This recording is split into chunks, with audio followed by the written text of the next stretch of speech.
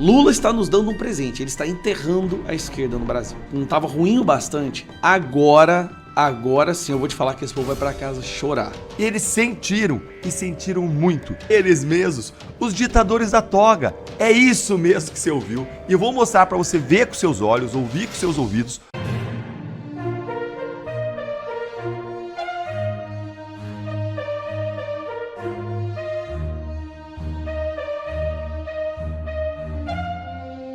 Senado pede prisão preventiva de Ciro Gomes após novos ataques à prefeita do Ceará. É isso mesmo. A Advocacia do Senado protocolou na Justiça Eleitoral um pedido de prisão preventiva contra o ex-governador Ciro Gomes, alegando risco de reiteração de ofensas graves contra a ex-senadora e atual prefeita de Crateús, Janaína Farias, do PT. O caso será analisado pela Zona Eleitoral de Fortaleza.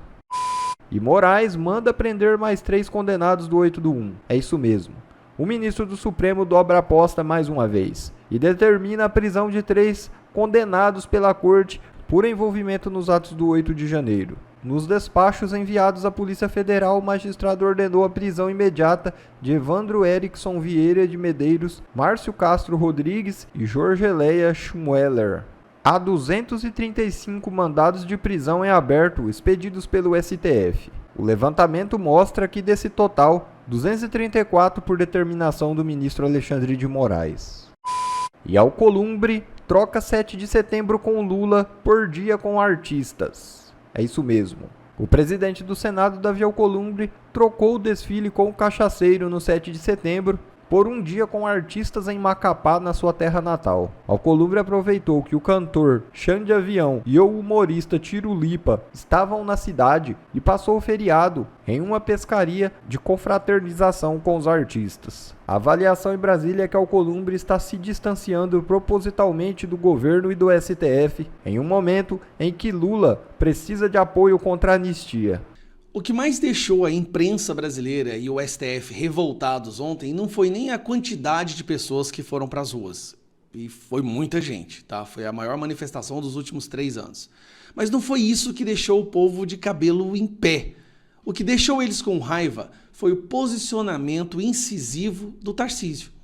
A imprensa e o STF já há muito tempo estão tentando ali adestrar o Tarcísio, né, para ser mais aquela direita tolerável, né, a direita limpinha, o que eles falam de direita democrática.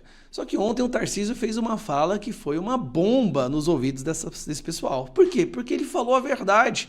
Ele citou os fatos e as coisas como elas são. Imediatamente já vai a Globo revoltada. Aqui você vê a Sadi, gravando o vídeo da casa dela. Ela nem esperou chegar no estúdio. Você vai ver pelo áudio, não é da mesma qualidade. Gravou da casa dela e revoltada. Olha isso aqui. A grande novidade desse início da semana é o governador de São Paulo, Tarcísio de Freitas, partindo para o tudo ou nada. Essa avaliação de ministros do Supremo com quem eu conversei depois do 7 de setembro ontem, quando Tarcísio ataca o ministro Alexandre de Moraes pela primeira vez, de forma pública, chamando o ministro relator da trama golpista de tirano. Isso não é um ataque, é uma crítica e, na verdade, é uma constatação, tá? Aliados do ex-presidente Bolsonaro com quem eu conversei também, eles disseram para mim que essa postura do Tarcísio era necessária, que era isso ou ele ia ser considerado um meio aliado nesse momento da trama golpista, então que ele não tinha outra saída. Para ministro da Corte, o Tarcísio está pagando um pedágio caro demais em busca dessa candidatura de 2026. Já está defendendo a anistia e agora está... Ele não está defendendo, o Tarcísio é hoje o maior articulador da anistia. E ele quer anistia para o Bolsonaro ser candidato ainda por cima. Partindo para tudo ou nada com essa, aspas, vassalagem nas palavras de um ministro da Corte.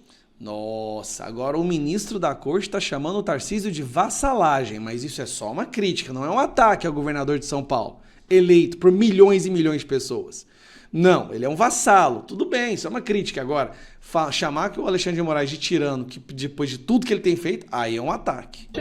E que ele adotou o slogan Bolsonaro acima de tudo. Ele adotou esse slogan ou vocês inventaram agora para ver se dá uma frase de efeito? Por que essa mudança de tom é importante? Porque o Tarcísio vinha se colocando até aqui como uma espécie de ponte entre os radicais e ministros da Corte. Não, era uma espécie de ponte entre os radicais ministros da Corte e a população brasileira. E ele viu que não tem como construir essa ponte porque o STF se radicalizou demais. Aí, Outro que sentiu pesado também, o baque, foi esse aqui, ó. Esse no mesmo dia já fez um tweet, quer ver? Olha só, olha que gracinha. Olha, o ministro Gilmar Mendes, o ministro do Supremo Tribunal Federal, que mais dá entrevistas na história da humanidade. No dia da independência, é oportuno reiterar que a verdadeira liberdade não nasce de ataques a instituições, mas do seu fortalecimento. Quer dizer que democracia é instituição e não vontade do povo. Não há no Brasil ditadura da toga, tampouco ministros agindo como tiranos. O STF tem cumprido seu papel de guardião da Constituição e do Estado de Direito, impedindo retrocessos e preservando as garantias fundamentais. Tá. A maioria da população vê o STF como a maior ameaça à nossa democracia e 47% vê o Brasil como a ditadura da toga. Continuando. Se quisermos falar sobre os perigos do autoritarismo, basta recordar o passado recente do nosso país. Opa, desgrama, o que aconteceu aqui? No nosso país, milhares de mortos em uma pandemia, vacinas deliberadamente negligenciadas por autoridades, ameaça ao sistema eletrônico. Nossa Senhora. E a separação dos poderes, acampamentos diante de quartéis pedindo intervenção militar, tentativa de golpe de Estado com violência e destruição de patrimônio público, além de planos para assassinato contra a autoridade. Eles repetem isso daqui, que já não tem mais peso, porque está tudo desmentido já, mas eles repetem isso incessantemente para poder validar as ações absurdas que eles vêm tomando. Mas ninguém acredita mais nisso. O que o Brasil realmente não aguenta mais são as sucessivas tentativas de golpe. Não, a gente viveu um golpe. O Brasil está golpeado nesse momento.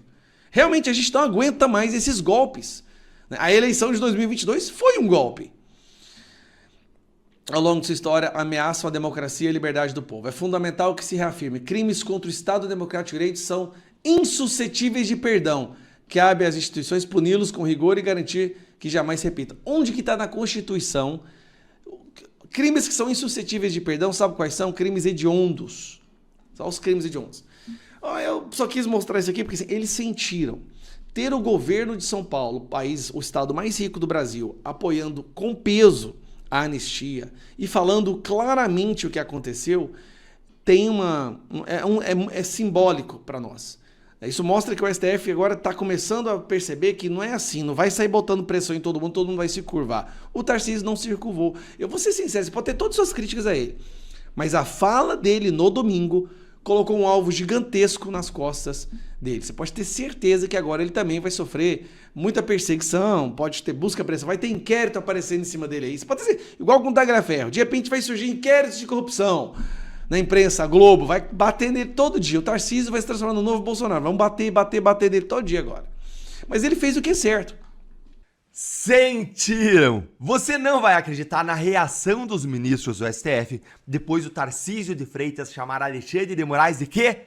Tirano! Tirano! Com manifestações contra esse regime de censura, contra os abusos, as violações de direitos humanos, contra a ditadura de toga. E na Paulista era um mar de gente sem fim. Isso para os dois lados do caminhão. Para onde você olhava era gente. Vai olhando aí as imagens do vídeo que eu publiquei no Instagram, brincando aí que a manifestação flopou. Olha as imagens, gente. Foi impressionante. Foi emocionante. E lá nós testemunhamos o governador de São Paulo, Tarcísio de Freitas, enfrentar o STF de forma firme e de forma corajosa, chamando Alexandre de Moraes de tirano. É isso mesmo que você ouviu e eu vou mostrar para você ver com seus olhos, ouvir com seus ouvidos. Bora então começar assistindo ao momento que deixou os deuses olimpianos aí furiosos. Acompanha aí comigo. Isso, talvez, porque ninguém aguente mais.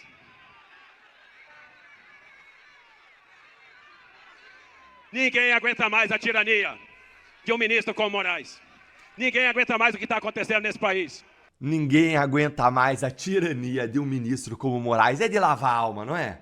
Só que adivinha quem que não gostou? Ah, eles mesmos, os ditadores da toga. Eles mesmos que chamam os outros de tiranos. Olha só que ironia. Você lembra disso aqui, ó? Olha a ironia aí, ó. Carmen Lúcia fala em 213 milhões de pequenos tiranos para justificar a censura. Os brasileiros chamar de tiranos, aí tudo bem, né? Como é que diz, gente? Pimenta nos olhos dos outros é refresco, né? E aí veio a reação inacreditável do STF que eu vou te mostrar. Um verdadeiro chilique mentiroso de Gilmar Mendes. E em seguida eu vou te mostrar os ataques da imprensa que os ministros fizeram contra o Tarcísio. Pronto, gente, bora lá então vê um dos maiores chiliques da história do Supremo, algo que seria cômico se não fosse trágico. Olha só o que o ministro Gilmar Mendes publicou lá no X. No dia da independência, é oportuno reiterar que a verdadeira liberdade ela não nasce de ataques às instituições, mas do seu fortalecimento. Não há no Brasil ditadura da toga, tampouco ministros agindo como tiranos. Sentiu, né? Tirano. O STF tem cumprido seu papel de guardião da Constituição e do Estado de Direito, impedindo retrocessos e preservando garantias fundamentais. O que Gilmar chama de ataque às instituições, na verdade, são críticas que os ministros do STF não aceitam mais receber, mas que são protegidas pela liberdade de expressão, pela Constituição, que eles rasgam toda hora. Carmen Lúcia pode chamar os brasileiros de tiranos, mas aí quando é o STF, aí é ataque, né? Horas! Poder criticar as autoridades, governo, instituições sem medo de represália é o que caracteriza uma verdadeira democracia. Gilmar sentiu tanto a crítica que ele teve que vir dizer que não existe uma ditadura de toga, nem ministro agindo como tirano no Brasil, porque a carapuça serviu. Ele só se preocupou de vir a público porque justamente eles têm sim violado a Constituição dia sim, porque eles têm sim se caracterizado como uma ditadura de toga. Se não tivesse mesmo, aí os tiranos jamais precisariam vir a público negar que são tiranos. Eles vêm porque eles precisam espalhar sua narrativa para encobrir os fatos, como um pacote de presente com que você envelopa algo muito ruim, muito feio, como um verniz que você passa numa madeira podre. Mas segue aqui porque não acabou, vai piorar. Se quisermos falar sobre os perigos do autoritarismo, basta recordar o passado recente do nosso país. Milhares de mortos em uma pandemia, vacinas deliberadamente negligenciadas por autoridades, ameaças ao sistema eleitoral e à separação de poderes, acampamentos diante de quartéis pedindo intervenção militar, tentativa de golpe de Estado com violência e destruição de patrimônio público, além de planos de assassinato contra autoridades da República. Gente, não se impressionem, Eles colocam um monte de coisa, meia boca, falha, junto, para ver se eles conseguem ali, soterrando você com ideias, te enganar. Não se engane. Olha o tanto de mentiras. Julgamento de golpe não tem nada, absolutamente nada a ver com pandemia e vacinas. Criticar o sistema eleitoral não é uma ameaça, é um direito garantido pela liberdade de expressão. Quem ameaça a separação de poderes do Brasil é o STF, ao atropelar o Congresso. Acampamentos pacíficos diante de quartéis é direito de reunião e manifestação que está protegido pela Constituição, mesmo que você, Gilmar, não goste do motivo. Não houve tentativa de golpe com violência e destruição de patrimônio público, não. O que houve foi um protesto que passou dos limites e terminou em vandalismo, e só. E nenhum réu da trama golpista foi denunciado pela PGR por tentativa de homicídio. Mentiras, mentiras e mais mentiras. E agora, olha só a mentira final para fechar aí com chave de ouro a manifestação do Gilmar. O que o Brasil realmente não aguenta mais são as sucessivas tentativas de golpe que ao longo da sua história ameaçaram a democracia e a liberdade do povo. É fundamental que se reafirme. Crimes contra o Estado Democrático de Direito são insuscetíveis de perdão. Cabe às instituições puni-los com rigor e garantir que jamais se repitam. Mentira, ministro Gilmar, mentira! A Constituição diz apenas que crimes contra o Estado Democrático de Direito são inafiançáveis e imprescritíveis. Não há nada proibindo a anistia a esses crimes na Constituição. E mais, é errado, é prejulgar uma questão que vai parar no Supremo e que você vai decidir. Isso que está fazendo, prejulgando, é vergonhoso. Isso torna você suspeito, mas eu tenho certeza que você vai lá e vai julgar esse caso, mesmo tendo sido suspeito para julgar por ter pré-julgado. O que, aliás, viola a própria lei do impeachment e devia colocar você para fora do STF. Além de todas essas mentiras descaradas, os ministros do STF ainda foram de forma previsível para a imprensa para atacar o Tarcísio. Olha só o que saiu aqui no jornal O Globo. Ministros do STF avaliam que Tarcísio vai para o tudo ou nada ao atacar Moraes e busca bênção de Bolsonaro. Olha mais. Análise. Ataque de Tarcísio a Moraes deixa ministros do STF indignados. É visto como fora do tom institucional e pode dinamitar pontos importantes. Pena que não tinha essas matérias quando a Carmen Lúcia chamou todo mundo de tirano, né? Falando que era fora do tom institucional, quando o Alexandre de Moraes mostrou o dedo para a torcida do Corinthians. Pena que aí não tem, né? Governador Tarcísio, olha, não retroceda. Você está certo na sua crítica ao Brasil. você tá certo ao enfrentar o Supremo Tribunal Federal, mostrar que é uma tirania de toga, ao desnudar isso, ao mostrar quem é Alexandre de Moraes e ao se levantar como uma voz em defesa da Constituição e das liberdades. Eles sentiram e sentiram muito. E isso mostra que nós não podemos desistir de lutar pelas nossas liberdades e contra os abusos, as ilegalidades e as violações de direitos humanos que nós temos visto reiteradamente acontecerem no Brasil a partir da maior instituição que deveria guardar os direitos humanos, proteger os direitos fundamentais, é quem viola e quem viola a democracia por dentro. Como a gente entoou tantas vezes na manifestação ontem, fora Moraes! Fora Moraes! Meu Deus do céu. Se esse 7 de setembro já está sendo terrível para a esquerda, historicamente terrível, a surra que eles estão levando nas ruas é a pior surra que eles já levaram desde que a esquerda começou a existir no Brasil. Se já não era o bastante, né, para eles, se não estava ruim o bastante, agora sim eu vou te falar que esse povo vai para casa chorar. Acabou de ser publicada uma pesquisa do Instituto IBESP, hoje, agorinha, 7 de setembro. E vamos lá, hein? O governo estava todo empolgado, Lula, a esquerda, os maconheiros, vagabundo, estava tudo empolgado, achando que o Lula ia resgatar a aprovação por causa do tarifaço, esse papo da soberania. O tiro saiu pela culatra. Eu vou mostrar para vocês agora uma pesquisa que eu te garanto que vai ser a pauta da conversa do Sidônio amanhã. Que surra que eles estão levando, tanto nas ruas quanto na opinião pública. Então aqui é a pesquisa da IBESP, tá? São 43 páginas, eu vou passar direto para as páginas que mais importam, tá bom? Primeiro, olha isso daqui. 40% considera o governo péssimo. Eu nunca vi a margem de péssimo tão alta assim, tá bom? Mas vamos lá. Detratores, o que são os detratores? Pessoas que falam mal do governo entre promotores, pessoas que falam bem. Detratores, 46 e quem defende, 34. Só na surra, isso aqui. É muita surra. Agora vamos lá. Olha como é que foi a mudança nas últimas pesquisas, tá? Aqui foi o tarifaço, tá vendo? Vem aqui, ó. Passar aqui, ó. Aqui foi o tarifaço. Agora já voltou para o que estava antes. 47, já empatou com o pico de rejeição que esse governo teve de acordo com a IBESP. Então, tudo que eles conseguiram ganhar, eles já perderam agora. Vamos lá. Aqui mostra a separação por estados. Se você quiser tirar o print aí, tá? Eu vou passando, você tira o print. Aqui já é outros critérios que eles usam, né? Escolaridade, faixa etária. Aqui é quem votou no Bolsonaro, quem votou no Lula, tá bom?